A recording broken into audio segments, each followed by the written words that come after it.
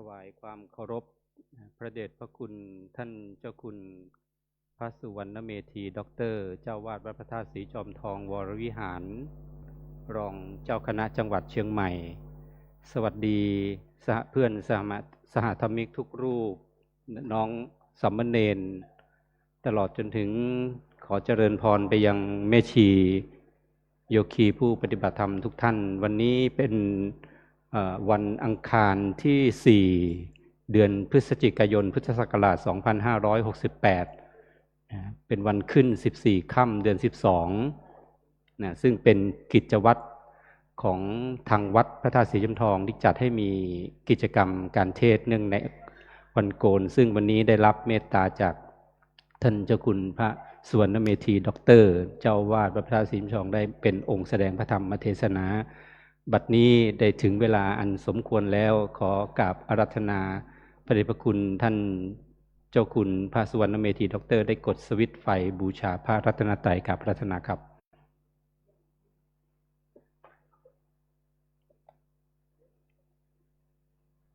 นิมนต์เจริญพรทุกท่านได้ประนมมือ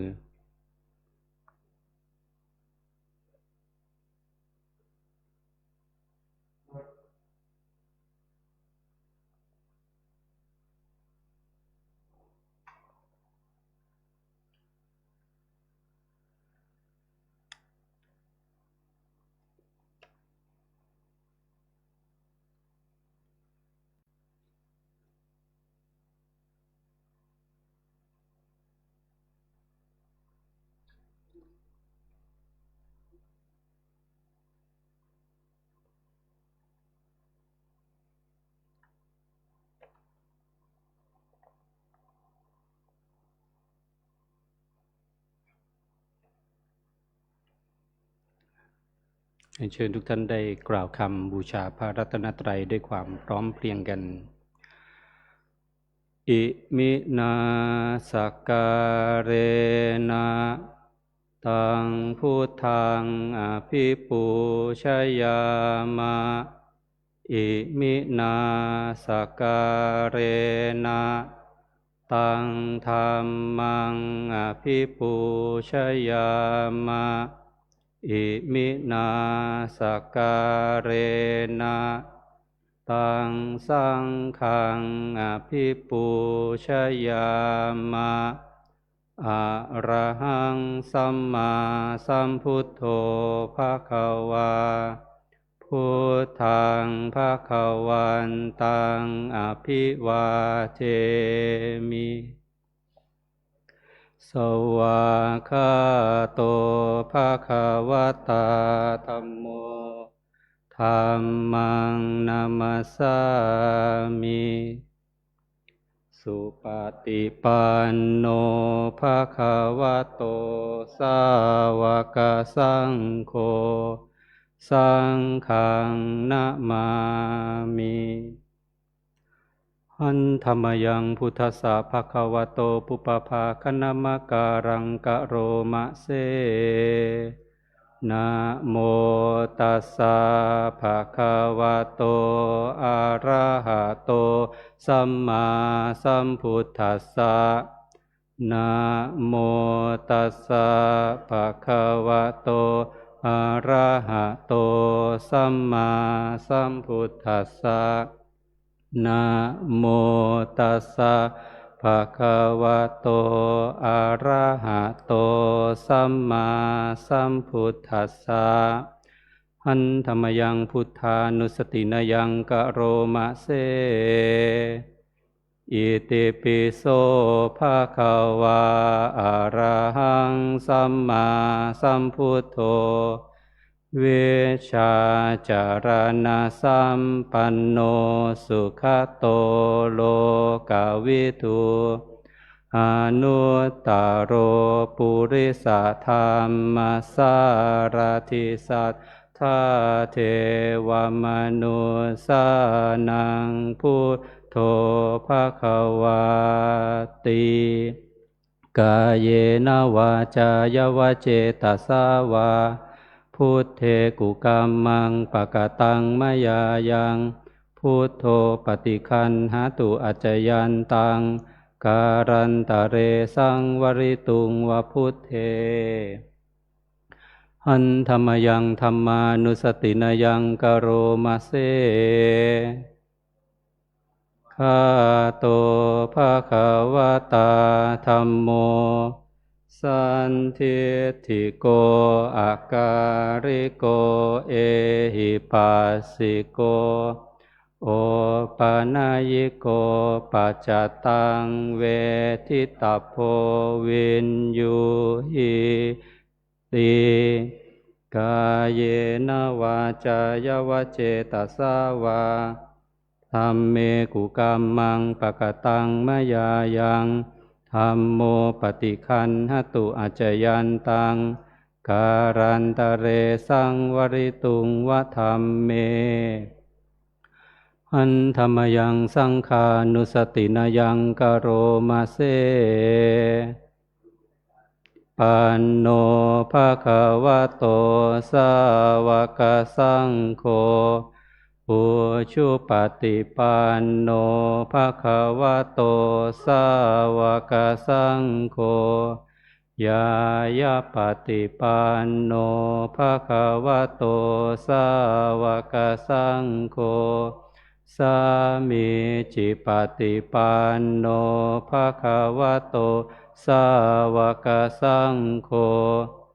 ยะทิทางจัตตาริปุริสายุคานิอัตถปุริสปุคราเอ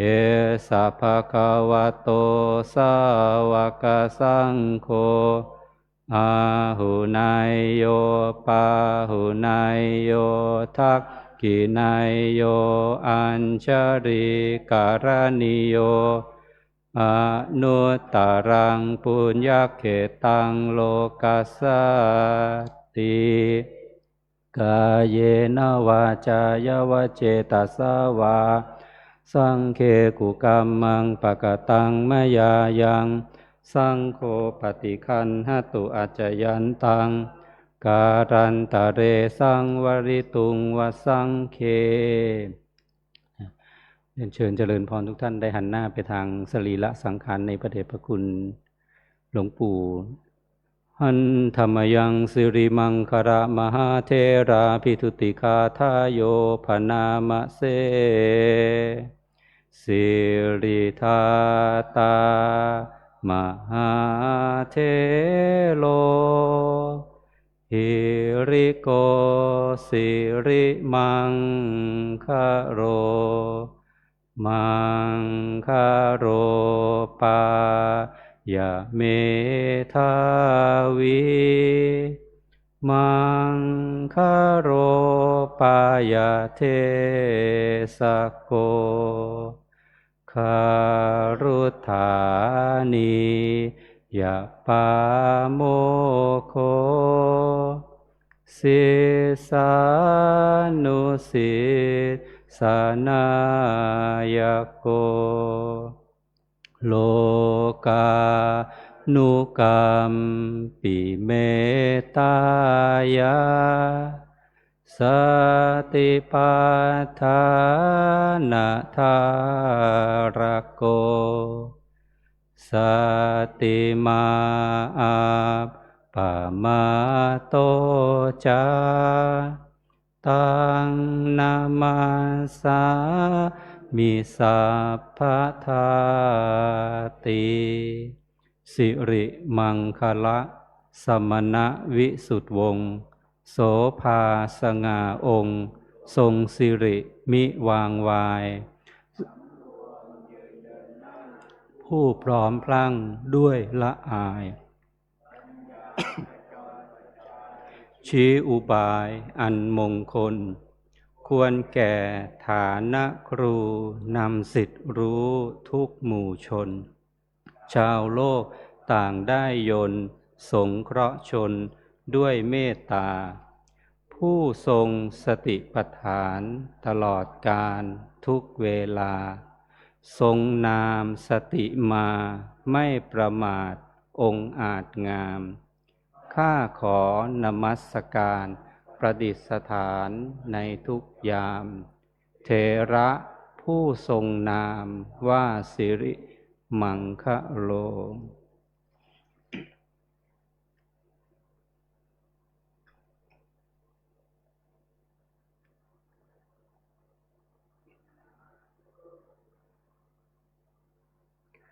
ลำดับต่อไปขอเจริญพรแม่ชีธันวรัตน์สิริสายพิรุณได้กดสวิตช์ธูปเทียนเครื่องทองน้อยบูชาพระเดชพระคุณหลวงปู่เครื่องรางเจริญพร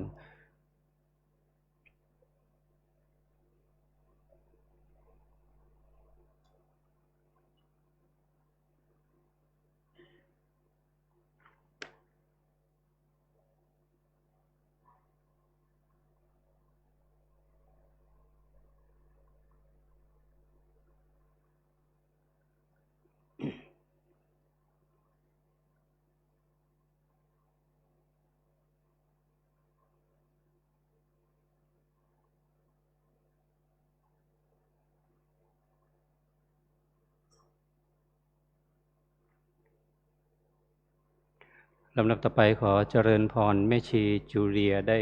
กดสวิตช์เทียนส่องธรรมให้แม่ชีราศีขึ้นเทศแล้วเนี่ย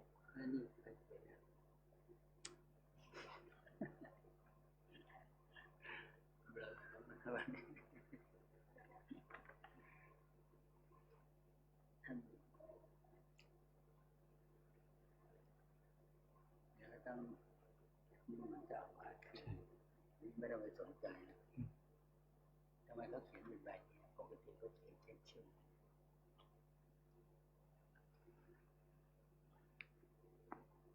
ครับกับอาราธนานิมนต์พระเดชพระคุณท่านเจ้าคุณพระสุวรรณเมธีด็อกเตอร์เจ้าวาดพระพระธาตุศรีจอมทองวรวิหารขึ้นสู่ธรรมาสน์เป็นลำดับสืบไปหลังจากนั้นคณะสามเณรจะได้เข้าขอสมาทานทักษะศีลเบื้องหน้าพระเดชพระคุณองค์แสดงพระธรรมเทศนา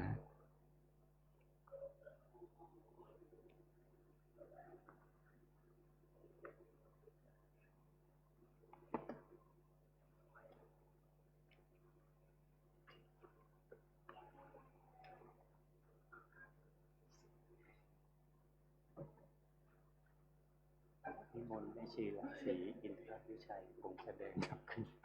เกือบไปแล้ว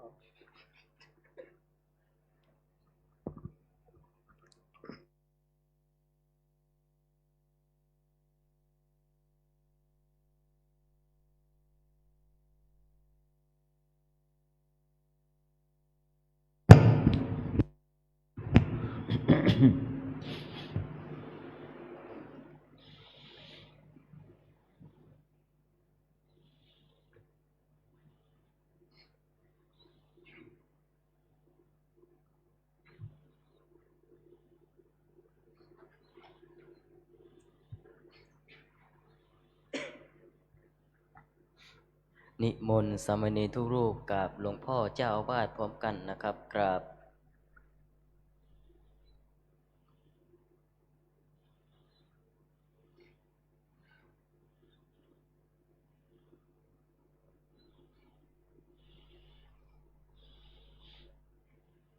มายังพันเต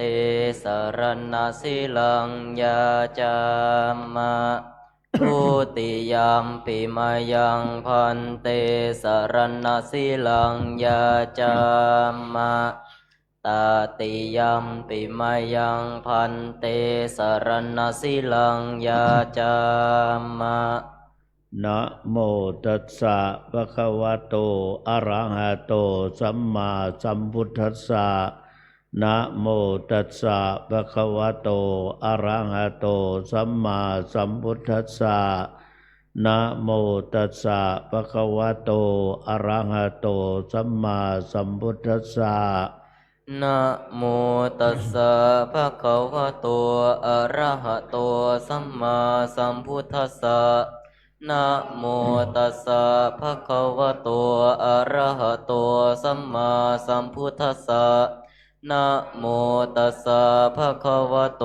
อะระหะโตสัมมาสัมพุทธัสสะยะมหังวะทามิตังวะเทธาอามหพันเตพุทธังสารนังคัจฉามิ พุทธังสารนังคัจฉามิ ธัมมังสารนังคัจฉามิ ธัมมังสารนังคัจฉามิ สังฆังสารนังคัจฉามิ สังฆังสารนังคัจฉามิ ทุติยัมปิพุทธังสารนังคัจฉามิ ทุติยัมปิพุทธังสารนังคัจฉามิ ทุติยัมปิธัมมังสารนังคัจฉามิ ทุติยัมปิธัมมังสารนังคัจฉามิ ทุติยัมปิสังฆังสารนังคัจฉามิ ทุติยัมปิสังฆังสารนังคัจฉามิ ตติยัมปิพุทธังสารนังคัจฉามิ ตติยัมปิพุทธังสารนังคัจฉามิ ตติยัมปิธัมมังสารนังคัจฉามิ ตติยัมปิธัมมังสารนังคัจฉามิ ตติยัมปิสังฆังสารนังคัจฉามิ ตติยัมปิสังฆังสารนังคัจฉามิ ติสารณะคัมนังนิธิตัง อามะพันเต ปานาติปาตาเวระมณี ปานาติปาตาเวรมณี อาทินนาธานาเวระมณี อาทินนาทานาเวรมณี อาพรหมจริยาเวระมณี อาพรหมจริยาเวรมณี มุสาวาทาเวระมณี มุสาวาทาเวรมณี สุราเมรยมัชฌะปมาทัฏฐานาเวระมณี สุราเมรยมัชฌะปมาทฐานาเวรมณี วิกาลโภชนาเวระมณี วิกาลโภชนาเวรมณี นัจจคีตาวาดิตาวิสุกทัสนาเวระมณี นาจาคีตาวาทิตาวิสุกาทัสนาเวรมณี มาลาคันทะวิเลปนะทาลนะมันดนะวิภูสนัทธานาเวระมณี มาลาคันทาวิเลปนาธารณามันดานาวิภูสนาธานาเวรมณี อุจจาสยนะมหาสยนาเวระมณี อุจจาสยนามหาสยนาเวรมณี ชาตรูปราชตาปฏิกหานาเวระมณี ชาตรูปราชตปฏิฆหนาเวรมณี อิมานิทัสสะสิกขาปทานิสมาธิยามิ อิมานิทัสสะสิกขาปทานิสมมาธิยามิอิมานิทัสสะสิกขาปทานิสมมาธิยามิอิมานิทัสสะสิกขาปทานิสมมาธิยามิกราบ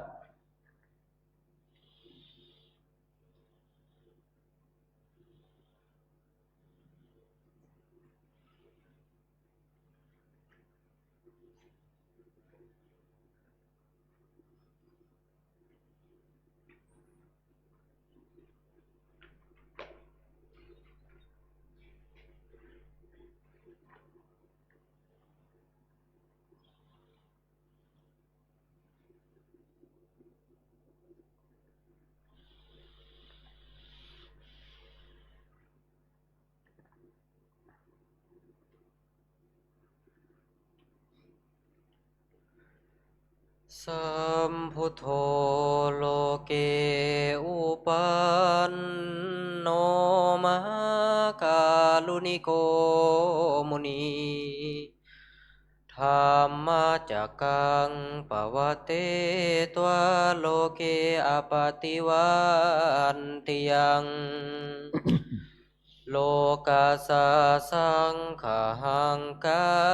ตุงจริตวะโลกาจาลิกังติวิทังโลเกสัทธัมมังสมเทวะปวันติยังอนุปุเพนะสาวัตถิงปัตตวาเชตวเนวสัง สามเณรนังนิสายาจิตังกทานุสิงคิตุงอานุญญาสิทัสสะสิกขาสามเณเลหิสิงคิตุงสามเณรานังทัสสังขังสิกขาปะทังพนามาเส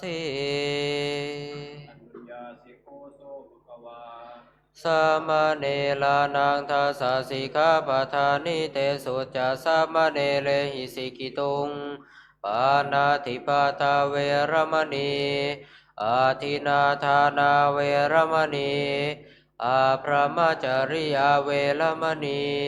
มุสาวาทาเวรมณี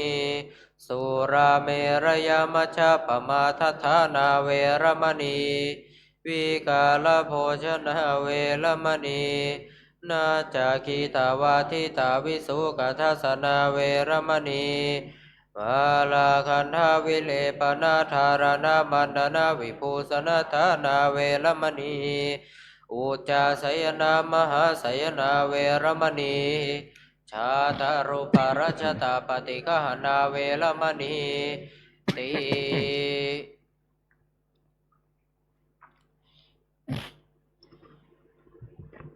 ลำดับต่อไปคณะแม่ชีก็จะได้ก่อสมาทาน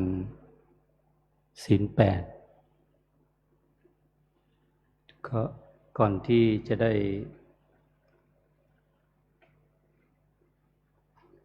สมาทานศีล 8ขอตัวแทนแม่ชีได้นำพานขอศีลมาถวายแด่พระเดชพระคุณองค์พระสัมแสดงพระธรรมเทศนา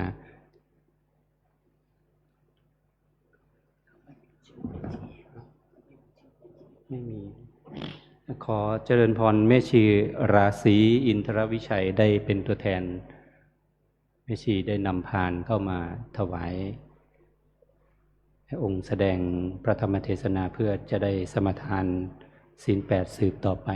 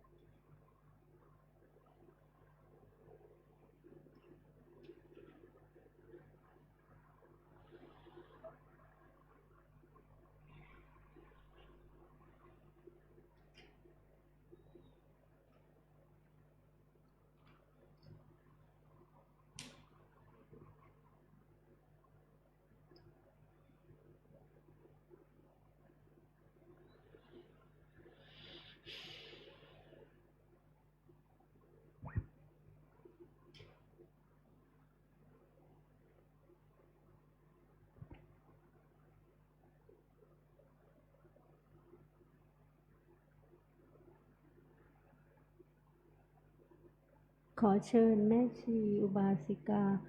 กราบท่านเจ้าคุณ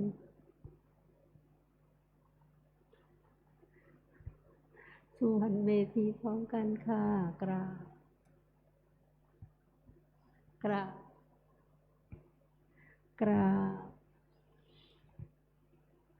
อาราธนาศีลพร้อมกันนะคะ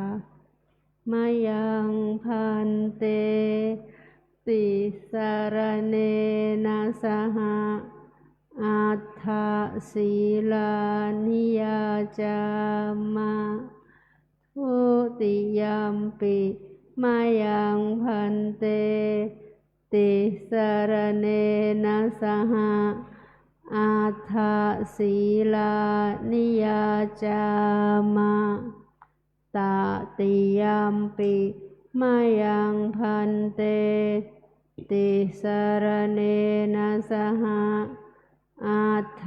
ศีลานิยาจามะ นะโมตัสสะภะคะวะโตอะระหะโตสัมมาสัมพุทธัสสะ นะโมตัสสะภะคะวะโตอะระหะโตสัมมาสัมพุทธัสสะนะโมตัสสะภะคะวะโตอะระหะโตสัมมาสัมพุทธัสสะ นะโมตัสสะภะคะวะโตอะระหะโตสัมมาสัมพุทธัสสะนะโมตัสสะภะคะวะโตอะระหะโตสัมมาสัมพุทธัสสะนะโมตัสสะภะคะวะโตอะระหะโตสัมมาสัมพุทธัสสะ พุทธังสรณังคัจฉามิ พุทธังสารนังคัจฉามิ ธัมมังสรณังคัจฉามิ ธัมมังสารนังคัจฉามิ สังฆังสรณังคัจฉามิ สังฆังสารนังคัจฉามิ ทุติยัมปิพุทธังสรณังคัจฉามิ ทุติยัมปิพุทธังสารนังคัจฉามิ ทุติยัมปิธัมมังสรณังคัจฉามิ ทุติยัมปิธัมมังสารนังคัจฉามิ ทุติยัมปิสังฆังสรณังคัจฉามิ ทุติยัมปิสังฆังสารนังคัจฉามิ ตติยัมปิพุทธังสรณังคัจฉามิ ตติยัมปิพุทธังสารนังคัจฉามิ ตติยัมปิธัมมังสรณังคัจฉามิ ตติยัมปิธัมมังสารนังคัจฉามิ ตติยัมปิสังฆังสรณังคัจฉามิ ตติยัมปิสังฆังสารนังคัจฉามิ ติสรณะขมนังนิธิตัง อามะพันเต ปานาติปาตาเวระมณีสิกขาปะทังสมาธิยามิ ปานาติปาตาเวระมณีสิกขาปะทังสมาธิยามิ อะทินนาทานาเวระมณีสิกขาปะทังสมาธิยามิ อาทินนาทานาเวระมณีสิกขาปะทังสมาธิยามิ อะพรหมจริยาเวระมณีสิกขาปะทังสมาธิยามิ อะพรหมจริยาเวระมณีสิกขาปะทังสมาธิยามิ มุสาวาทาเวระมณีสิกขาปะทังสมาธิยามิ มุสาวาทาเวระมณีสิกขาปะทังสมาธิยามิ สุราเมรยมัชฌะปมาทฐานาเวระมณีสิกขาปะทังสมาธิยามิ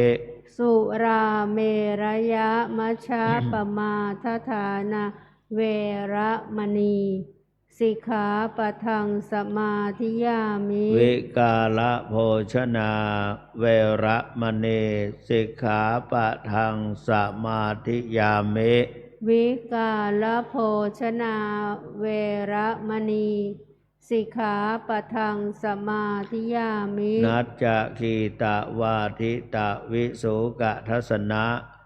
มาลาคันทะวิเลปนะธารณะมันดนะวิภูสนัฏฐานาเวระมณีสิกขาปะทังสมาธิยามิ นาจะคีตะวาทิตะวิสุกทัสสนะมาลาคันทะวิเลปนะธารณะมันดนะวิภูสนาฐานาเวระมณีสิกขาปะทังสมาธิยามิ อุจจาสยนะมหาสยนาเวระมณีสิกขาปะทังสมาธิยามิ อุจจาสยนะมหาสยนาเวระมณีสิกขาปะทังสมาธิยามิ อิมานิอัฏฐสิกขาปทานิสมาธิยามิ อ อิมานิอัฏฐสิกขาปทานิสมาธิยามิอิมานิอัฏฐสิกขาปทานิสมาธิยามิอิมานิอัฏฐสิกขาปทานิสมาธิยามิอิมานิอัฏฐสิกขาปทานิเสเลนะสุขติงยันติเสเลนะโภคะสัมปทาเสเลนะนิพพุติงยันติตัสมาสีลังวิโสทะเยสาธุสาธุสาธุกราบกราบกราบลำดับต่อไปขอเจริญพรแม่ชีจิตราจิตเจือจุนได้เป็นตัวแทนกดสวิตช์ธูปเทียนเครื่องทองน้อยเครื่องบนเพื่อพระเดชพระคุณหลวงปู่บูชาธรรม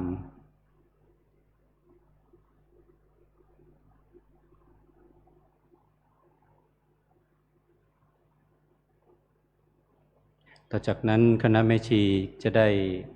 กล่าวคำอาราธนาธรรมเป็นลำดับสืบต่อไป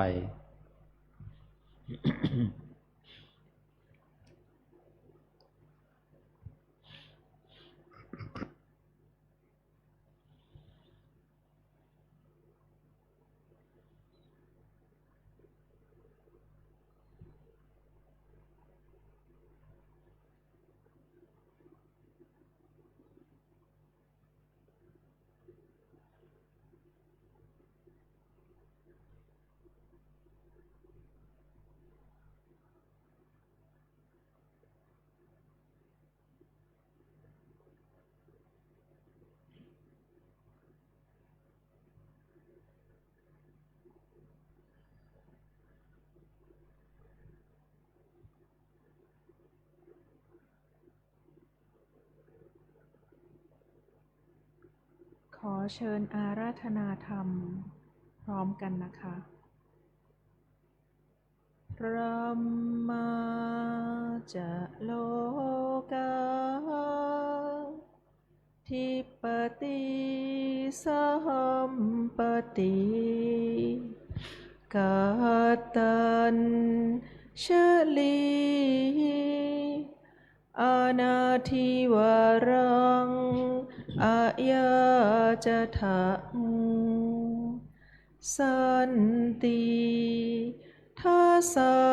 ตาปาราชาคาชาติกาเทเสหิธัมมังอานุกัมปิมังปาชังเท้าสหัมบดีพรหมเป็นบรมในพรหมมาทรงฤทธิ์ที่ศักดากว่าบริษัททุกหมู่พรหมน้อมหาดนามัสการประดิษฐานหน้าที่สมควรแล้วจึงบังคมชุลีบาทพระศาสดาขอพรอันประเสริฐวรเลิศมโหฬารปวงสัตว์ในโลกากิเลสน้อยก็ยังมีขอองค์พระจอมปราดสู่ท่านมาดอันรู้จริงโปรดปวงประชานิ ท่านจงโปรดแสดงธรรมนิมนต์ท่านเจ้าข้าผู้ปรีชาอันเลิศล้ำโปรดแสดงพระสัทธรรมเทศนาประวาทีเพื่อให้สำเร็จผลแก่ปวงชนบรรดานี้ศพสุขเกษมศรีสมดังเจตนาเทินอาราธนังกโรมานะโมตัสสะภะคะวะโตอะระหะโตสัมมาสัมพุทธัสสะนะโมตัสสะภะคะวะโตอะระหะโตสัมมาสัมพุทธัสสะนะโมตัสสะภะคะวะโตอะระหะโตสัมมาสัมพุทธัสสะอัตตะทัฏฐังปรัตเถนะภะหุนาปินะหาปะเยอัตตะทัฏฐะมะพิญญายะสัทธัตถะปสุโตสิยาติขอแสดงความนับถือท่านพระครูวิเทศอะไรนะพุทธิธรรมพุทธธรรมวิเทศผู้ช่วยเจ้าอาวาสวารามหลวงแล้วก็บรรดาพระสงฆ์สามเณรทั้งหลายเจริญพรแม่ชีโยคีผู้ปฏิบัติธรรมทั้งหลายทุกท่านณโอกาสบัดนี้จักได้ชี้แจงแสดงพระธรรมเทศนาบรรณาถึงศาสนธรรมคำสอนแห่งองค์สมเด็จพระชินวรสัมมาสัมพุทธเจ้าเพื่อเป็นเครื่องประคับประคองฉลองศรัทธาแล้วได้น้อมนำเอาธรรมะมาเป็นหลักสำหรับประกอบกับการดำเนินชีวิตประจำวันตามสมควรแก่เวลาอาราธนาและเจริญพรเอามือลงไว้บนตักได้นั่งแบบสบายๆก่อนอื่นนั้นขอกราบขอบพระคุณพระเถรานุเถระพระภิกษุสงฆ์ทั้งหลายทุกรูปขอบคุณสามเณรแม่ชีโยคีผู้ปฏิบัติธรรมทุกท่าน ที่ให้ความร่วมมือร่วมใจมีความสมานสามัคคีกลมเกลียวในเมื่อกิจกรรมหรือหน้าที่ที่บังเกิดขึ้นเนื่องจากว่าได้รับพระกรุณาโปรดเกล้าพระราชทานผ้าพระกฐินหลวงโดยมีเจ้าภาพคือคุณแม่พรทิพย์โรตการพร้อมด้วยคณะศิษย์หลวงปู่เล่าตลอดถึงพี่น้องประชาชนปรากฏว่าเราท่านทั้งหลายก็ได้มีความร่วมมือร่วมใจกันตั้งแต่ฝึกหัดซ้อมการกล่าวคำอัปโรกและข้อความพร้อมเพรียงกันนอกจากนั้นช่วยกันจัดสถานที่ตกแต่งก็อาศัยกำลังพระภิกษุสามเณรโดยมีอาจารย์มหามงคลเป็นต้นเป็นประธานในการจัดสถานที่แล้วก็หลายๆท่านช่วยเหลือเกื้อกูลกันไม่ทำให้งานนั้น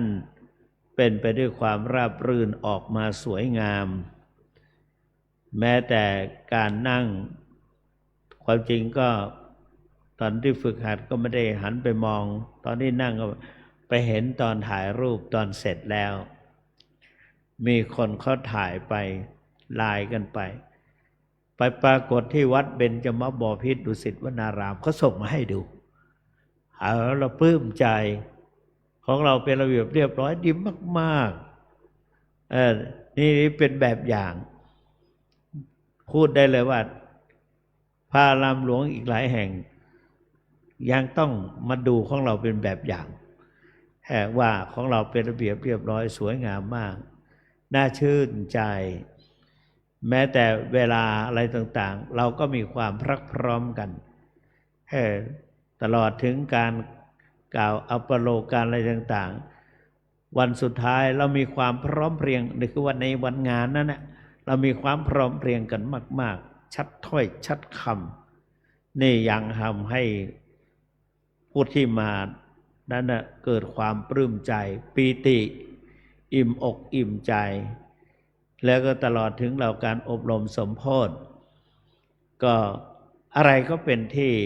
ปลื้มใจโดยท่านเจ้าคุณพระศรีศิลปจารย์อ่อนโทนไว้ต้ององค์นั้นองค์นี้ก็ปรากฏว่าทั้งเทศทั้งสวดอะไรต่างๆก็มีความพร้อมเพรียงกันแล้วก็ได้เนื้อหาสาระเป็นที่ประทับใจนะก็ในฐานะเป็นเจ้าอาวาสขอบพระคุณอย่างมากๆทุกท่านไว้ณโอกาสนี้อย่างจริงใจนะเนี่ยเต็มอิ่มและทีนี้ก็มีงานต่อมาอีกเราไม่ได้หยุดกันเลยนะหลังจากกฐินเสร็จเรียบร้อยแล้วก็มีงานต่ออีกเนี่ยในวันเนี่ยลอยกระทงวันลอยกระทงนี่เป็นเดือนยี่เพ็งของทางเหนือจัดงานเทศตอนที่มาเทศนี้ก็ปลื้มใจอีกทุกอย่างสิ่งดีๆงามๆจะเกิดขึ้นในวัดเราวันนี้จึงยกอุเทศขึ้นว่าอัตตทัฏฐังปรัตเถนะพหุนาปินหาปเยเป็นเกี่ยวกับเรื่องนี้ก็พระอัตตทัฏฐเถระเป็นตัวอย่างเพราะพระพุทธเจ้าบอกว่าตรัสว่าเวลาเหลือน้อยเต็มทนตถาคตจะนิพพานแล้วหรืออีก4 เดือนโอ้ท่านทุกคนต่างตกใจกระวนกระวายจะทำยังไงดีกันเนี่ยพระพุทธเจ้าจะนิพพานมีภิกษุรูปหนึ่งมันนึกดูตกใจสลดใจเรานี่อุตส่าห์เกิดมาร่วมพุทธสมัยคือเกิดมาทันพระพุทธเจ้าเกิดขึ้นในโลกมันน่าจะได้อะไรแต่ไม่ได้อะไรเกิดมาก็เสียเปล่ามาตรงกับเขาดาขันข้าวจัดขันข้าวต้มข้าวต้มอะไรต้นข้าวอาหารเต็มแต่กินไม่ได้เงี้ยไม่ได้กินเลยมันน่าน้อยใจมันต้องกินได้นะเงี้ยเพราะฉะนั้นท่านก็เลยไม่ไปทุกคนไปเฝ้าพระพุทธเจ้าแสดงความเสียอกเสียใจปลอบใจพระพุทธเจ้าพระพุทธเจ้าก็ไม่ว่าอะไรก็มีพระชื่อว่าตอนแรกก็ชื่อว่าติสสะแหละแต่ว่าเพราะท่านสนใจในประโยชน์ของตนพระพุทธเจ้าตรัสว่าทุกสิ่งทุกอย่างนั้นน่ะวันเวลามันผ่านไปเนี่ยอย่าปล่อยให้เวลาผ่านไปคโนโวมาอุปัชฌคาอย่าปล่อยเวลาให้ล่วงลบไปเสียเปล่าเพราะว่าการเวลาย่อมล่วงไปราตรีย่อมผ่านไปชั้นแห่งวัยย่อมละลำดับไปเหมือนมีภาษิตรับรองว่าอเจนติกาลาตละยันติลติโยวโยคุณาอนุปุพังชะหันติปล่อยเวลาให้ล่วงไปด้วยแก่มีหลายคนปล่อยให้เวลาแก่ไปเฉยๆไม่ได้อะไรเกิดขึ้นเพราะฉะนั้นเราพอแก่ไปแล้วเนี่ยผลสุดท้ายจวนตัวเนี่ยอะไรก็ตามถ้ามันแก่เกินไปแล้ว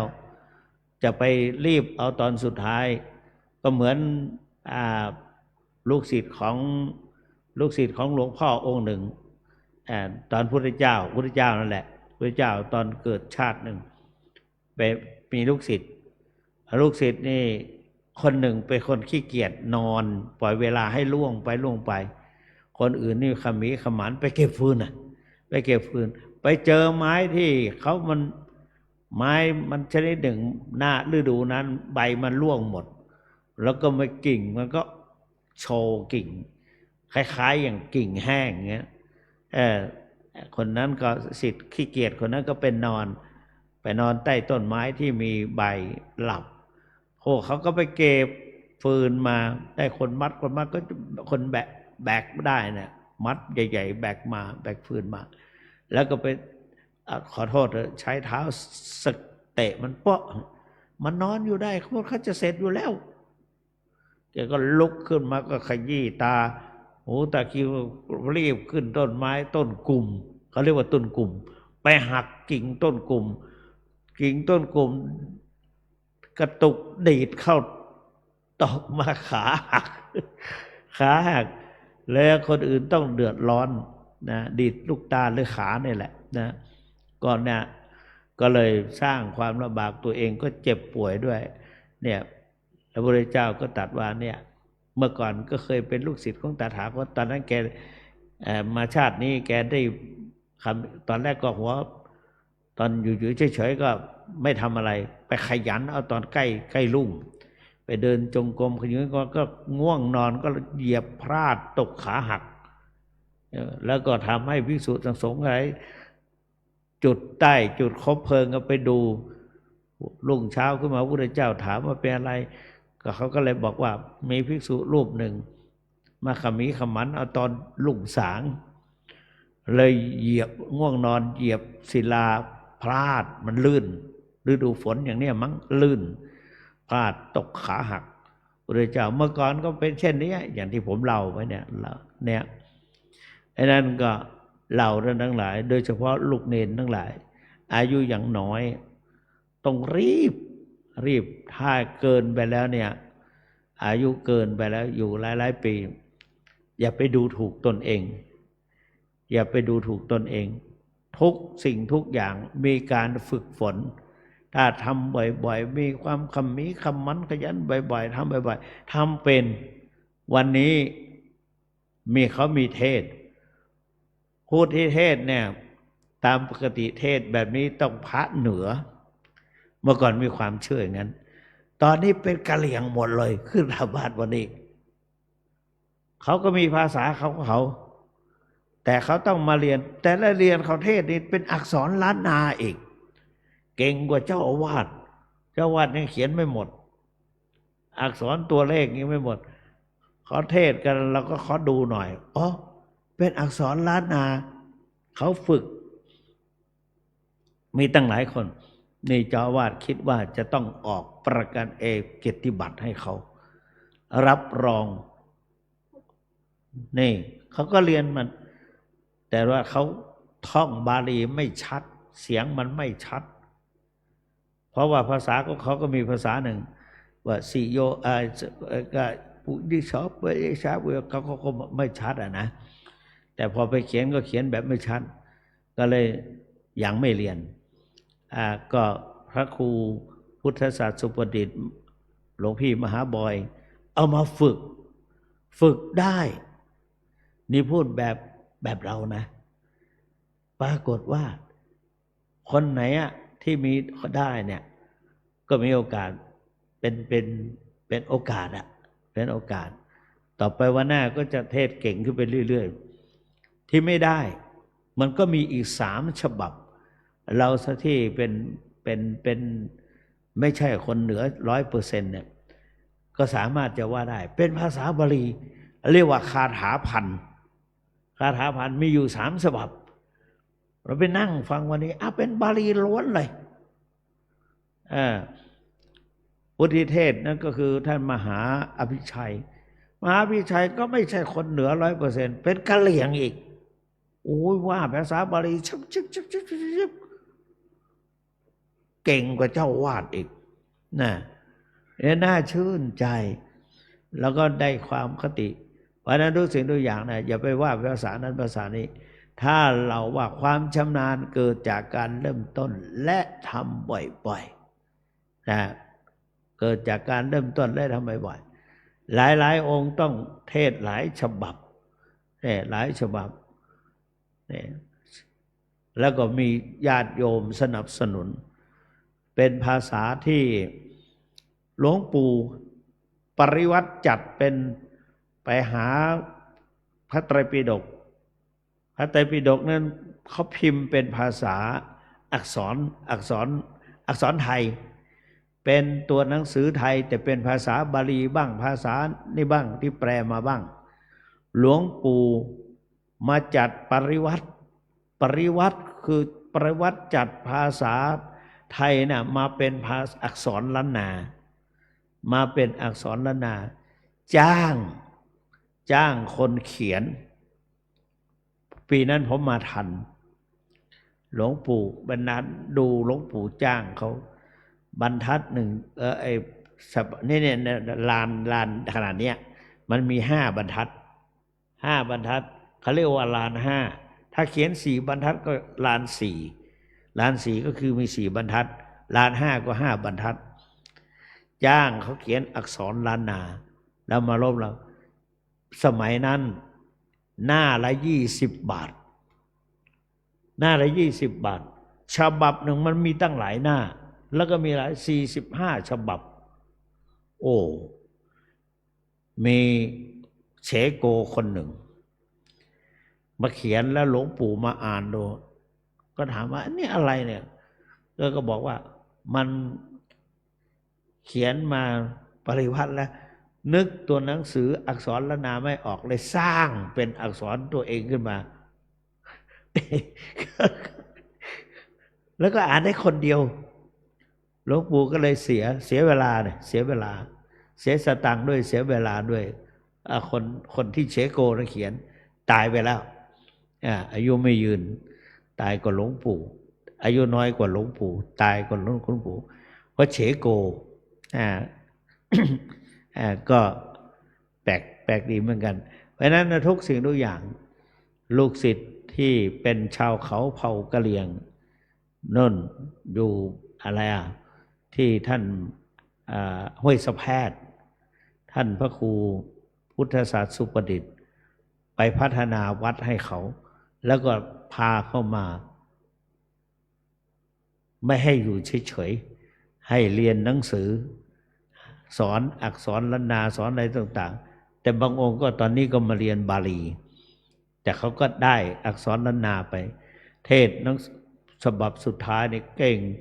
แล้วองค์นี้ได้หลายอย่างได้หลายแนวนี่พูดง่ายๆก็คือเป็นเงินเป็นทองนะใครทำก็คนนั้นได้อย่างเงี้ยก็คือของเกิดขึ้นที่เราเพราะฉะนั้นทุกสิ่งทุกอย่างในฐานะที่เป็นเจ้าสำนักเรียนด้วยก็อยากจะให้ทุกท่านได้ฝึกได้หัดได้ฝึกงานเมื่อก่อนก็เคยแย้งหลวงปู่เหมือนกันแย้งภายในใจสำนักบาลีเรามาตั้งปริยัติธรรมเรียนนักธรรมกับบาลีที่มันจำเป็นแล้วก็ไปจ้างคนมาสอนอักษรล้านนามันก็ไปด้วยกันไม่ได้เราก็ไม่ค่อยสนับสนุนแต่พอมาเป็นเจ้าอาวาสเนี่ยมองเห็นความสำคัญทุกวิชาเป็นสิ่งเป็นประโยชน์ดังที่เขาเรียกว่ามีวิชาเหมือนมีทรัพย์อยู่นับแสนจะตกถิ่นฐานใดคงไม่แคลนถึงคับแค้นก็พอยังประทังตนหลวงปู่สร้างหอพระไตรปิฎกในหอพระไตรปิฎกเนี่ยเป็นอักษรล้านนาเป็นฉบับผูกกันไว้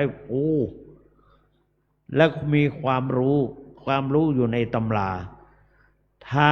เราไม่เรียนอักษรล้านนาไม่หัดไม่อะไรต่างๆก็สร้างหอพระไตรปิฎกนั้นมันก็ไม่มีประโยชน์เพียงแต่เก็บไว้ต่อไปก็ผุพัง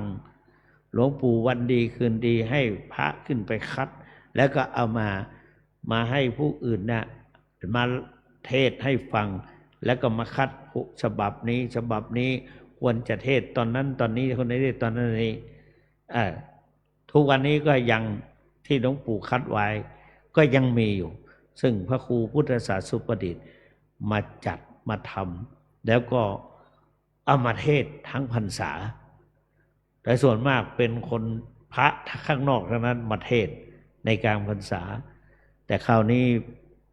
ทุกวัดมีเหมือนกันหมดดังนั้นจำเป็นอย่างยิ่งที่เทศมหาชาติ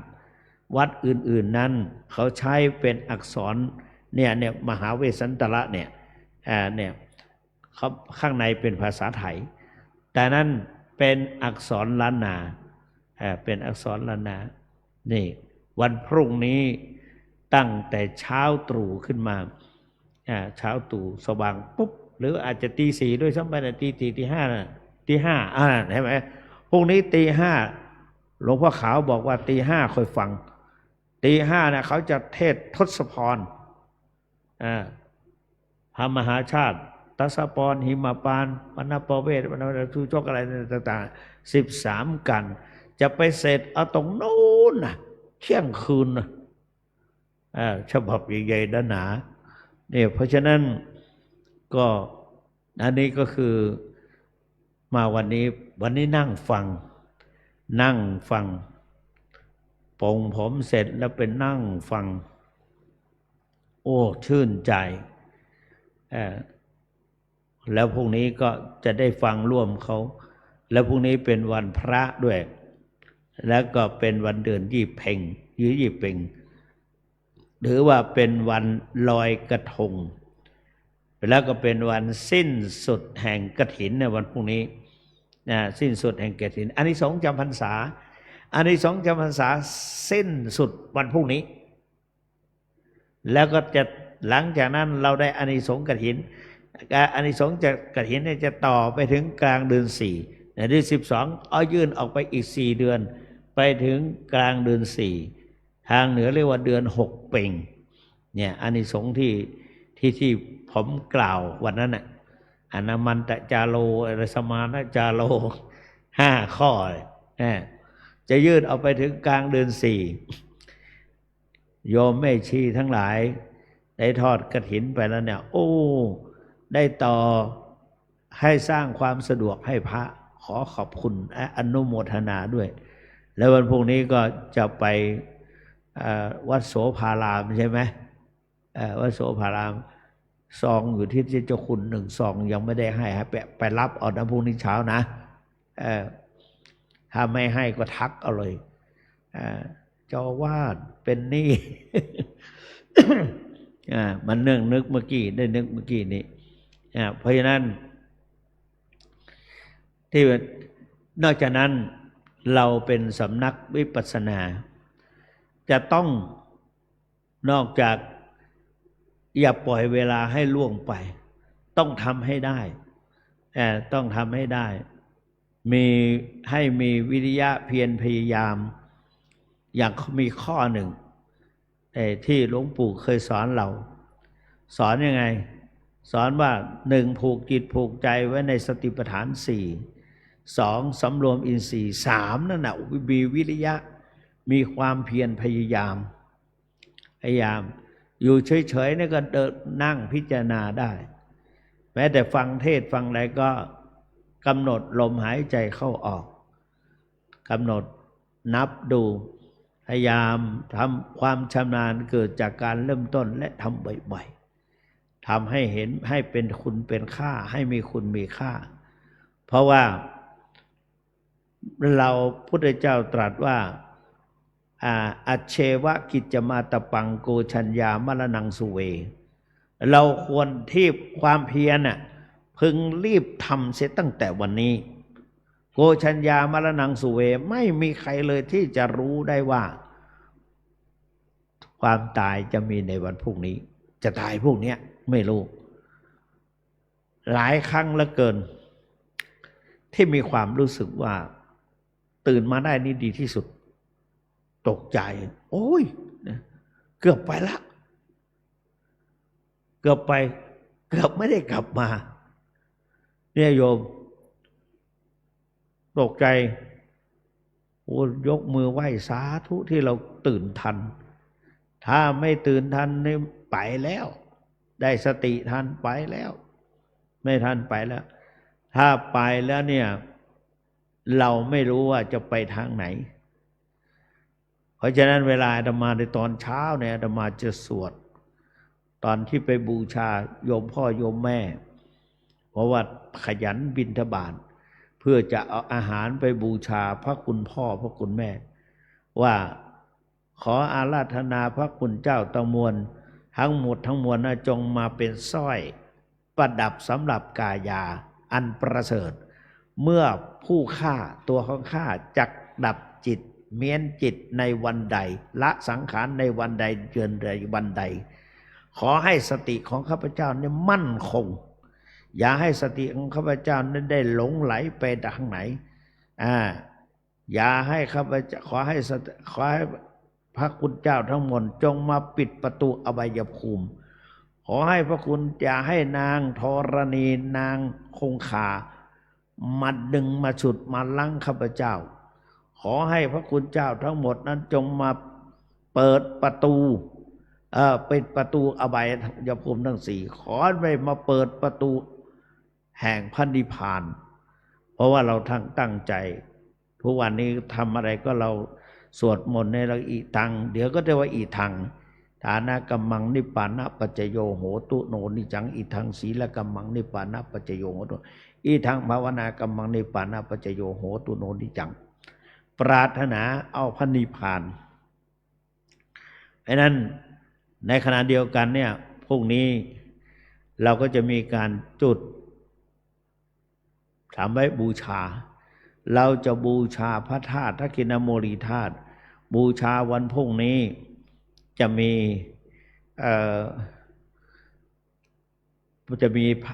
เทศกันหนึ่งเรียกว่าอานิสงส์ประทีปเพื่อบูชาพระพุทธเจ้าแล้วก็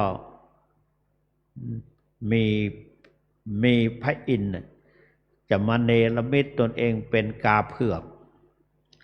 แล้วก็มาเอากระถางประทีปน่ะ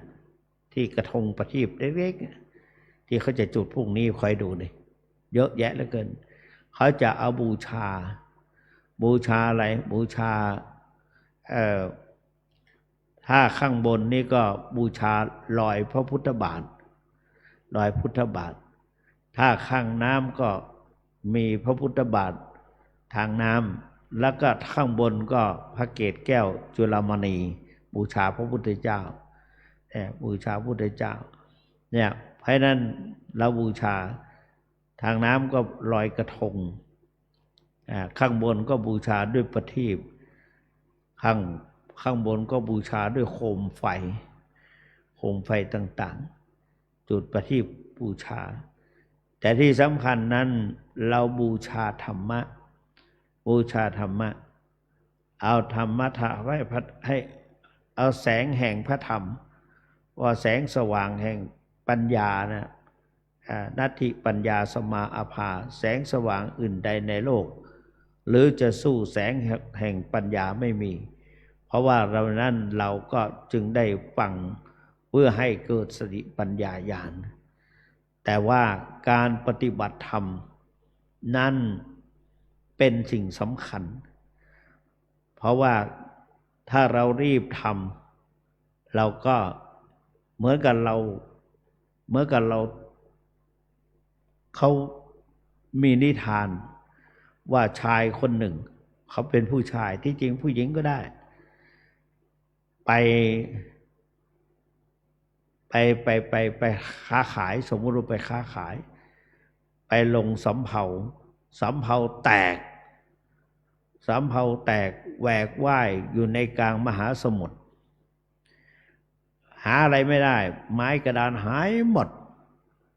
ก็เลยไปเจอซากศพคนตายลอยมาตุ๊บป่องก็เลย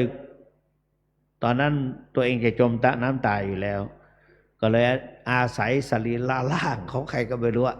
ถ้าเป็นผู้หญิงก็เจอผู้หญิงถ้าเป็นผู้ชายก็เจอผู้ชายเอาให้เป็นเหมือนกับท่อนหยวกกล้วยหรือท่อนไม้เอาอกขึ้นไปปะทะแล้วก็แหวกว่ายตามกระแสน้ำนั่นน่ะกระแสน้ำในมหาสมุทร จนถึงฝั่งจนได้ ก็เปรียบเทียบก็เหมือนเราเนี่ยแหละอาศัยจิตของเราเนี่ยอาศัยร่างกายของเราทั้งหมดเนี่ยร่างกายเราพอวิญญาณออกจากร่างจิตดับวิญญาณก็คือซากศพนั่นเองขอนไม้ขอนไม้ขอนไม้ก็ขอนไม้เขาเรียกว่าคนตายเนี่ยเวลาวิญญาณออกแล้วเอาศพไปเนี่ยเขาก็เหลือแต่ขอนก็คือซากศพนั่นแหละขอนไม้ขอนมีเหตุเขาก็เอาใจใส่คือคนตายมีทรัพย์สมบัติเยอะได้รับการดูแลอุปถัมภ์ค้ำจุนดีขอนไม่มีเหตุก็คือคนตายคือคนนั้นไม่มีทรัพย์สมบัติไม่มีทรัพย์สมบัติเนี่ยเขาเรียกว่าขอนมีเหตุหรือขอนกับไม่มีเหตุอันนั้นเราเหตุของเรานั้นเราก็เอาคุณธรรมด้วยการประพฤติปฏิบัติธรรมเหมือนกับภิกษุรูปนั้นว่าพระพุทธเจ้ายังทรงพระชนอยู่เหลือแค่4 เดือนข้าพเจ้าจะพยายามทำให้ดีที่สุดเท่าที่จะดูได้แต่เพราะฉะนั้นนี่ก็เป็นการเตือนตัวเองเพราะว่าอัตนาโจทยตนังจงเตือนตนด้วยตนเองปฏิมังเสตมัตนาจงพิจารณาตนด้วยตนเองเพราะฉะนั้นเขาเขียนเป็นกลอนว่าตนเตือนตนของตนให้พ้นผิดตนเตือนจิตตนได้ใครจะเหมือนตนเตือนตนไม่ได้ใครจะเตือนอย่าแช่เชือนลืมเลือนเตือนตัวเองอันนั้นตัวใครตัวมันเราแก่แล้ว อันนี้พูดสำหรับคนแก่แต่สำหรับลูกเนนทั้งหลายเนี่ยต้องตั้งใจเรียนพยายามตอนนี้เขาจะไปอบรมแล้วเมื่อเช้านี่เขามาลาเจ้าอาวาสเช้าเมื่อวานไม่ใช่เช้านี้ เช้าเมื่อเช้านี้ไม่ใช่เช้าเมื่อวานนี่พระภิกษุสามเณรมาลา 8 โมงเช้ามาลาท่านเจ้าคุณเจ้าอาวาสเช้านี้ดิไม่ใช่เช้าเมื่อวานเช้านี้เนี่ยมาลาเพื่อจะไปอบรมบาลีที่ดอยสะพันยูแต่ว่าของเรานี่กลุ่มหนึ่งท่านครูใหญ่แล้วก็ผู้ช่วยครูใหญ่ตลอดถึงคณะครูอาจารย์พิจารณาว่าอยู่ในวัดจะดีกว่าเพราะฉะนั้นสามเณรทั้งหลายก็ต้องรีบเร่งยิ่งขยันเดินขยันฝึกขยันเดินโดยไม่ประมาทก็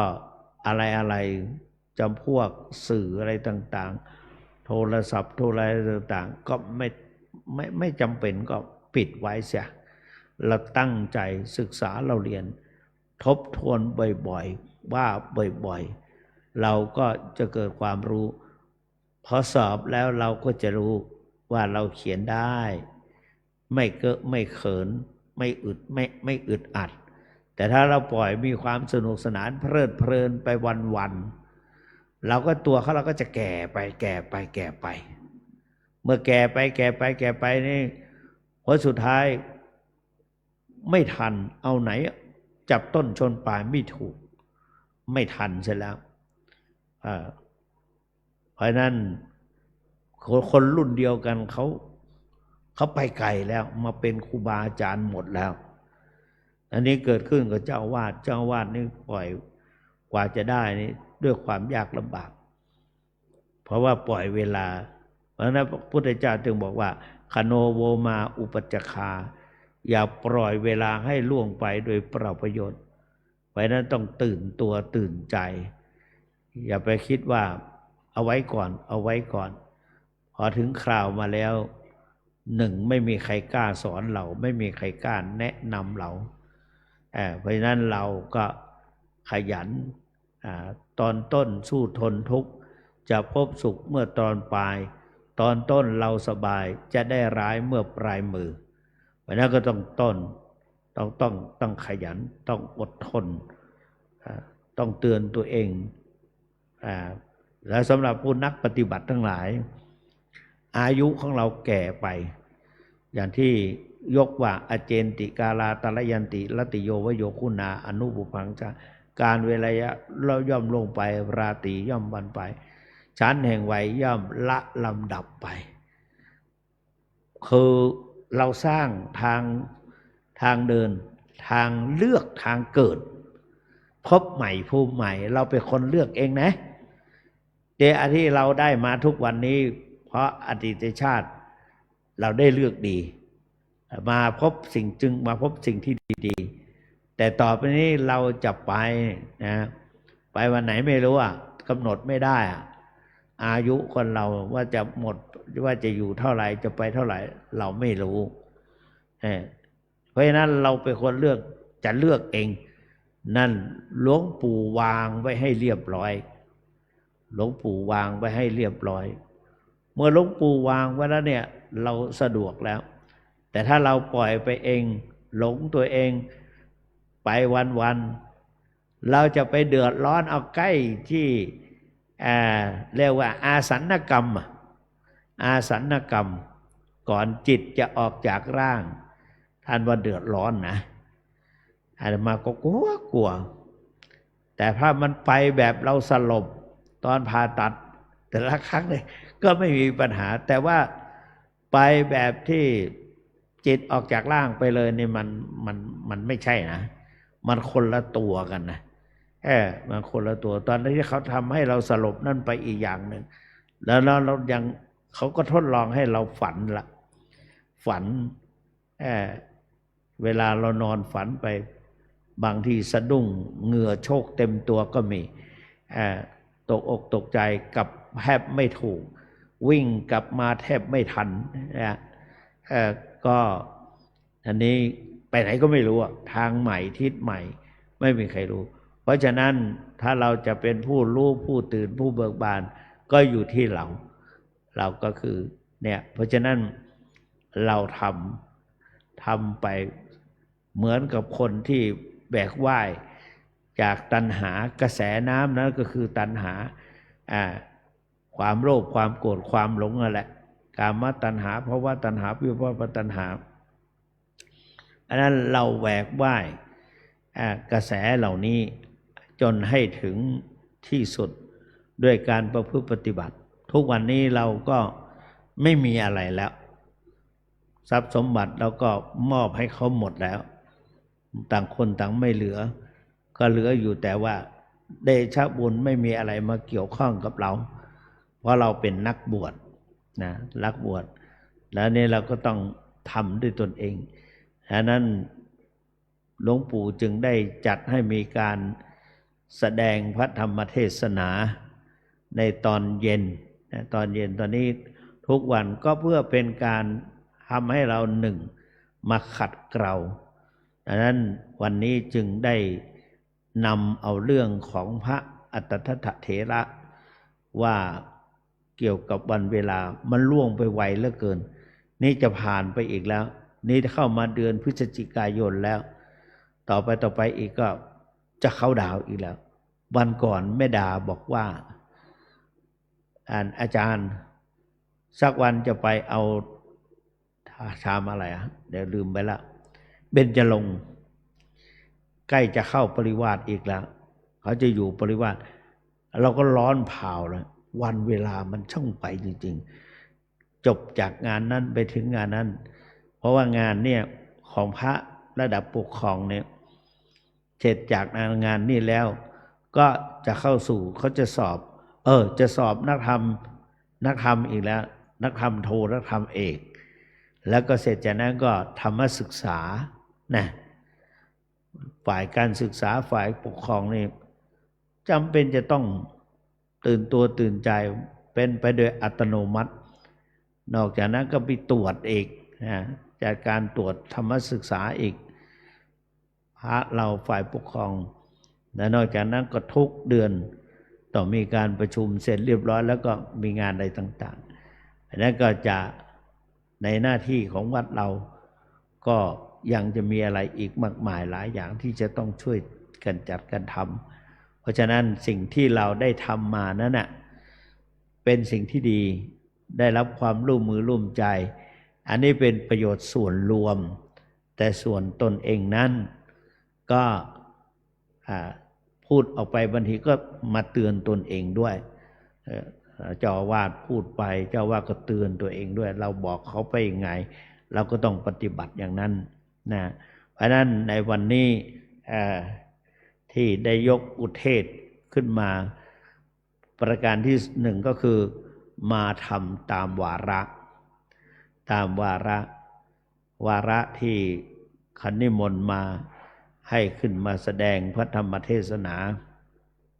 ก็รับเพื่อที่จะมากราบขอบพระคุณขอบพระคุณและก็ขอบคุณที่เราทั้งหลายได้ช่วยกันรักษาชื่อเสียงของวัดแล้วก็ก่อนหน้านั้นอีกผ้าป่าล้านนาโดยพระธรรมทูตพระธรรมต่างประเทศได้มาจัดมาทำที่เราก็ได้รับความร่วมมือร่วมใจจากทุกฝ่ายในฐานะที่เป็นเจ้าของถิ่นเราก็ต้องเข้ามาเพื่อที่จะไม่ให้เสียชื่อเสียงของวัดแล้วก็มาต่อจากนั้นมาก็มากฐินตัวนี้แล้วก็ในขณะเดียวกันก็มีเดือนยี่เป่งที่กำลังถึงอยู่ในขณะนี้และนอกจากนั้นข้อวัดปฏิบัติอะไรต่างๆเราก็ต้องขอความร่วมมือร่วมใจจากพวกเราในปฏิบัติหน้าที่ส่วนกิจวัตรอะไรต่างๆก็ขอให้รักษาและบุญอันเกิดจากทานน้ำไมเนี่ยก็ทำมาแล้วศีลไมยแล้วก็รักษาศีลกัน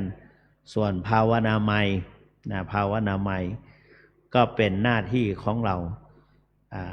เป็นหน้าที่ของเราจิตจะหมดจะใสได้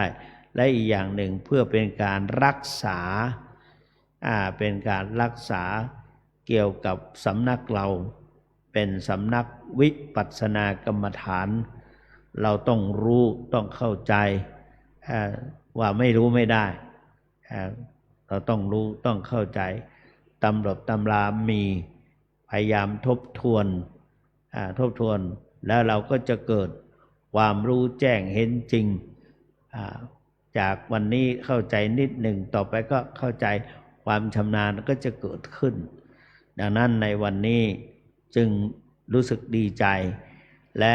อนุโมทนายินดีแล้วก็พรุ่งนี้เป็นงานเดือนยี่เป่งวันพรุ่งนี้ก็ขอให้พวกเราท่านทั้งหลายแล้วก็นอกจากนั้นมีกฐินวัดโสภารามไปได้ก็ไปร่วมกันไปร่วมกันคุณแม่กนกศรีจะพาคณะไปพาไปก็ทางวัดก็จะอนุโมทนาไปเพราะพวกนี้ไปไหนไม่ได้อยู่ในวัดแล้วก็เป็นการพระสงฆ์ก็ขอวันพรุ่งนี้อย่าลืมลงอุโบสถด้วยกันเวลาบ่ายโมงเราจะไม่ทำให้ข้อวัดปฏิบัติเสียตอนเช้าก็ลงด้วยกันลงศาลาด้วยกันแล้วตอนบ่ายแต่ละฉันเพลเรียบร้อยก็ลงอุโบสถร่วมกันเสร็จจากนั้นก็ใครมีภาระธุระอะไรก็ทำไปแต่ที่มาพูดวันนี้ก็เพื่อให้เห็นว่าทุกสิ่งทุกอย่างไม่เหลือวิสัยของมนุษย์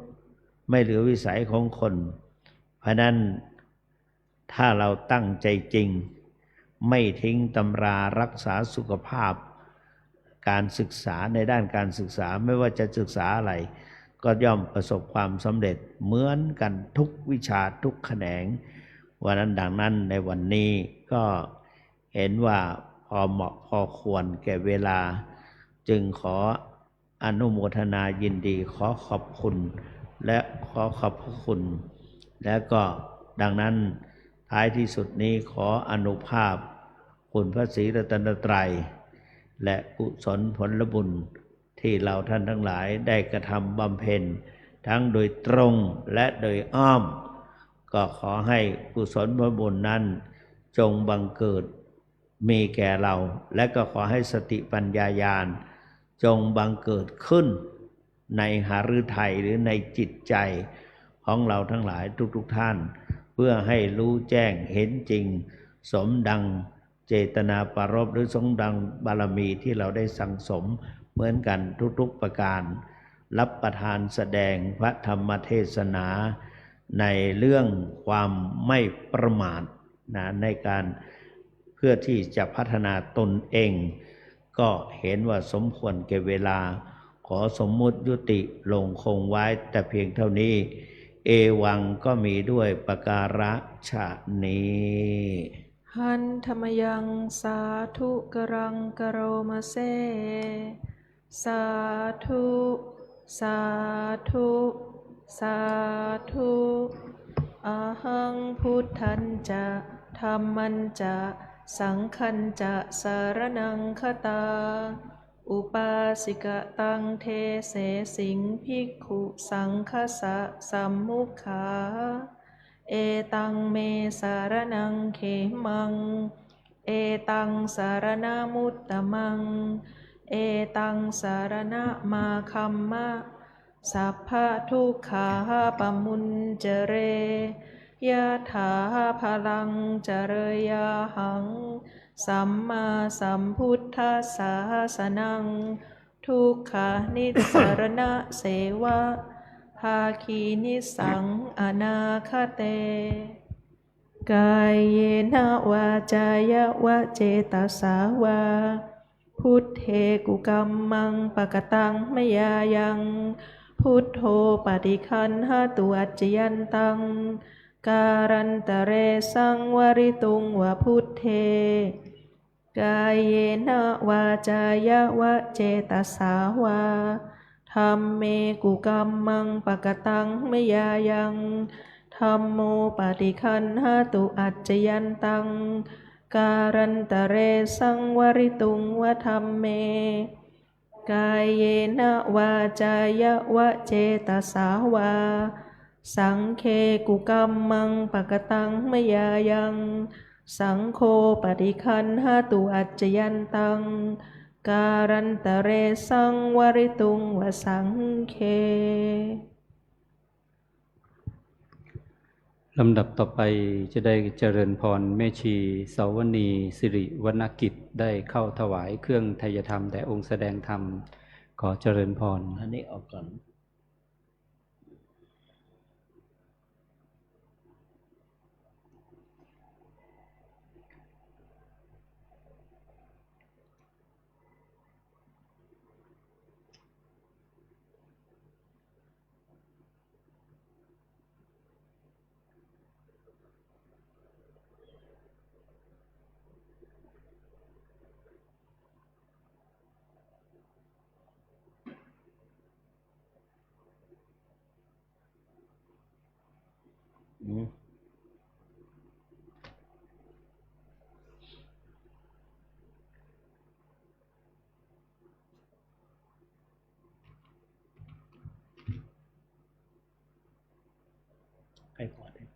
ครับจากนั้นเรียนเชิญทุกท่านได้เตรียมกรวดน้ำรับพร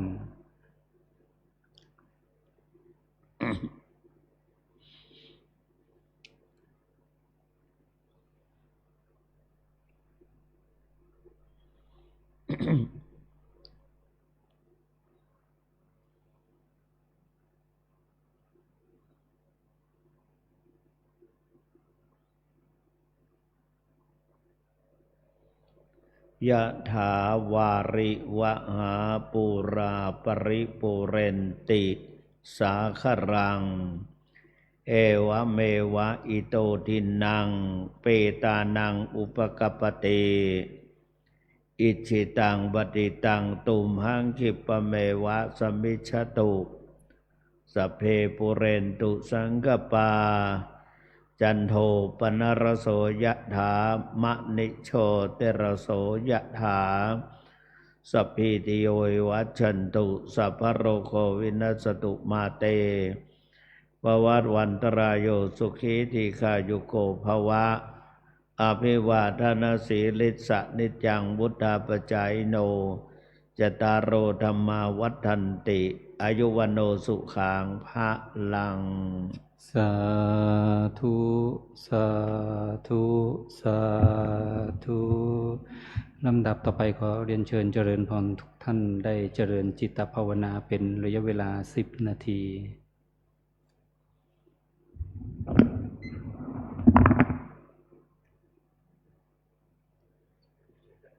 เดินเดินเดินเดินโซ่ซาปลุกให้ลูกยืนก่อนกดเลยครับแก้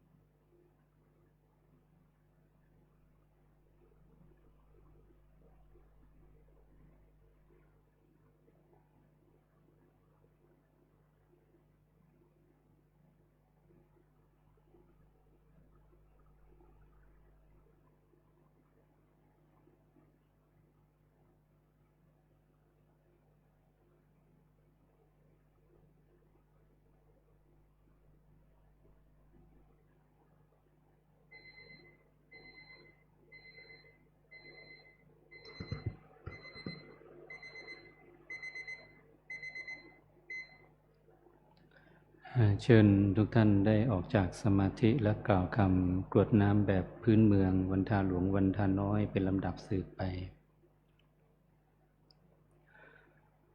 อิตังตานากัมมังนิปานาปัจจโยโหนตุโนนิจังอิตังศีลากัมมังนิปานาปัจจโยโหนตุโนนิจัง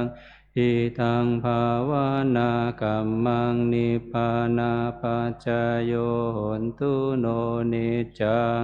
ยังกินจิกุสารังกตาพังกัมมังสัพเพหิกาเตหิกาตังปุญญังโนอนุโมทันตุสุนันตุโพนโตเยเทวาอาสามิงทาเนอาทิคาตาทิคายุกาสัทธาหนตุสัพพะสัตตานังสุขิอัตตานังปาริหารันตุมาตาปิตาสุขิตาหนตุทุกขาปามุจจันตุสัพเพยติกาสุขิตาหนตุทุกขาปามุจจันตุสัพเพอายาติกาสุขิตาทุกขปามุจจันตุสัพเพปิสาสัพเพยัคขาสัพเพเปตาสุขิตาหนตุทุกขปามุจจันตุสัพเพนาคตาสุขิตาหนตุทุกขปามุจจันตุสัพเพเทวาสุขิตาหนตุทุกขปามุจจันตุสัพเพอาจาริยุปัชฌายาสุขิตาหนตุทุกขปามุจจันตุสัพพะสัมปตินังสามิชันตุโววันทามิพุทธังสัพพังเมโทสังฆมัตถะเมพันเตวันทามิธัมมังสัพพังเมโทสังฆมัตถะเมพันเตวันทามิสังฆังสัพพังเมโทสัง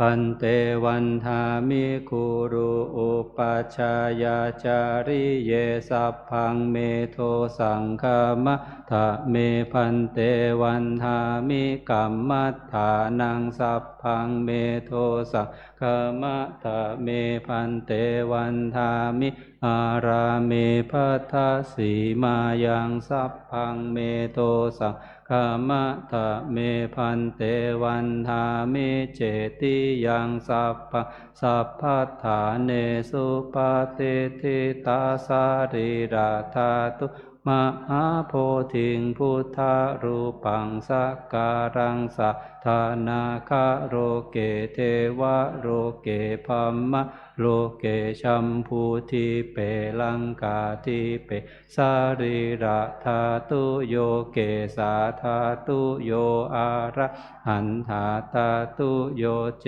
ติยังคันทากุติจาตุราสีติสาหัสสะอมัคขันเทสัพเพสังปาทเจติยังอหังวันทามิสัพพะโส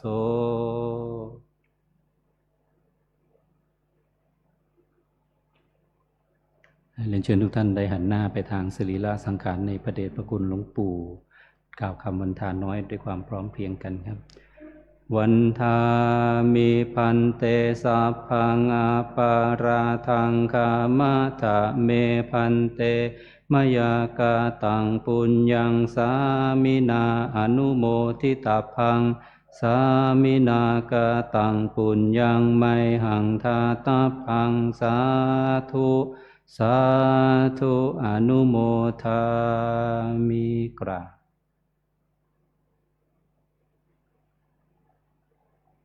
ทุกท่านหันหน้ามาทางพระเดชพระคุณท่านเจ้าคุณพระสุวรรณเมธีด็อกเตอร์ได้ทำการวันทานน้อยอีกคันรบหนึ่งนะครับวันทามิพันเตสัพพังอาปาราทังคามัตถะเมพันเตมยากาตังปุญญังสามินาอนุโมทิตาพังสามินากาตังปุญญังไมหังทาตาพัง สาธุสาธุอนุโมทา ยัต มิ ตาโลธรรมาวัฏันติอายุวันโนสุขังพระลัง สาธุสาธุสาธุ อรหังเลย ลาพระพร้อมกันนะครับอรหังสัมมาสัมพุทโธภควาพุทธังภควันตังอภิวาเทมิสวากขาโตภควตาธัมโมธัมมังนัมสสามิสุปฏิปันโนภควโตสาวกสังโฆสังฆังนะมามิสำหรับกิจกรรมในการฟังพระธรรมเทศนาวันโกนวันนี้วันอังคารที่ 4 พฤศจิกายนก็เสร็จสิ้นเป็นที่เรียบร้อยการแสดงธรรมโดยพระเดชพระคุณท่านเจ้าคุณพระสุวรรณเมธีดร.เจ้าวาดวัดพระธาตุศรีจอมทองวรวิหารได้ให้ธรรมะแก่พวกเราได้แสดงความขอบคุณแก่พระภิกษุสามเณรแม่ชีตลอดจนผู้ที่ให้ความร่วมมือโดยมีความพร้อมเพรียงกันมีความสามัคคีกันในการจัดงานจัดกิจกรรมต่างๆของทางวัดโดยเฉพาะงานที่ผ่านมาก็คืองานกฐินพระราชทานได้สำเร็จเสร็จสิ้นไปด้วยความเรียบร้อยดีแล้วก็ได้รับคำชมนะส่วนเนื้อหาของธรรมะที่พระเดชคุณท่านได้แสดงให้กับพวกเรานะแต่ก็ได้พูดถึงยกตัวอย่างการประพฤติปฏิบัติของพระอัตตทัตถะเถระนะผู้ซึ่งมีความไม่ประมาทในการประพฤติปฏิบัตินะท่านเห็นถึงความสำคัญเพราะว่าเวลานั้นเหลือน้อยเต็มทีเพียงแค่4 เดือนในภายภาคหน้านั้นพระพุทธเจ้าก็จะเสด็จดับขันธปรินิพพานนะจึงไม่เข้าสมาคมไม่สนทนาตั้งใจประพฤติปฏิบัติเพื่อให้ถึงพระนิพพานและหลวงพ่อท่านก็ได้แสดงถึงการเทศเรื่องของการเทศมหาชาติว่ามีถึง1,000 คาถานะเป็นประเพณีเป็นวัฒนธรรมที่พวกเราได้พากันสืบทอดพระศาสนาเป็นเหตุให้เกิดการทำบุญและการเทศนั้นก็มักจะเทศให้เสร็จภายในวันเดียวแล้วก็เชื่อว่าการฟังเทศมหาชาติให้จบในคราวครั้งเดียวในวันเดียวนั้นจะได้รับอานิสงส์พระอานิสงส์เป็นผลบุญอันยิ่งใหญ่แล้วก็วันพรุ่งนี้เป็นวันเพ็ญเดือน12นะเป็นวันสุดท้ายที่พวกเราจะได้ทำบุญกฐินในปีนี้นะแล้วก็เป็นวันสุดท้ายของอานิสงส์ของการจำพรรษาของพระภิกษุสงฆ์แต่ก็จะได้รับอานิสงส์ของกฐินยืดออกไปอีก4 เดือนซึ่งพรุ่งนี้ก็จะมีการเทศ1 กันนะวันลอยกระทงหรือว่าวันเพ็ญเดือน12จะมีการเทศนะมีพระธรรมเทศนา1 กันเกี่ยวกับอานิสงส์ของการจุดประทีปบูชานะครับแล้วก็ขออนุโมทนากับพวกเราทุกท่านที่ได้มาร่วมฟังพระธรรมเทศนาในค่ำคืนนี้อานิสงส์ผลบุญจากการประพฤติปฏิบัติของพวกเราท่านทั้งหลายขอให้พวกเราได้เป็นผู้ที่มีสติมีปัญญารู้แจ้งในรูปนามปัจจุบันตามหลักธรรมคำสั่งสอนขององค์สมเด็จพระสัมมาสัมพุทธเจ้าเพื่ออบรมสั่งสอนจิตของตนเองให้สิ้นอาสวะกิเลสทั้งหลายเพื่อให้ถึงซึ่งความทุกข์ถึงซึ่งความสุขคือพระนิพพานด้วยกันทุกท่านทุกคนเทอญ